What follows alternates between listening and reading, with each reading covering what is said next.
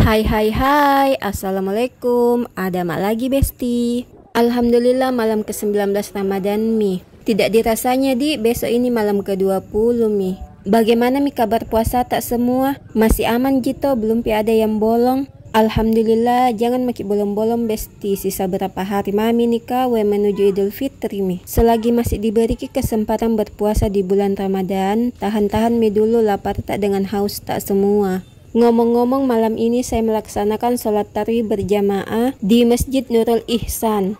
Masjid ini terletak di samping Coca-Cola. Singkat cerita, di sini saya sudah sampai ke masjid. Di sini jalan mak masuk.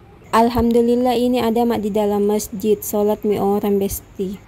Singkat cerita, di sini selesai mi orang sholat. Sekedar informasi, berhubung ini mendekati mi hari Idul Fitri, sekedar mengingatkan jangan ki lupa bayar zakat di. Terserah mi kita mau ki berupa beras atau DUIT. Segera mi store ke panitia masjid dekat rumah tak.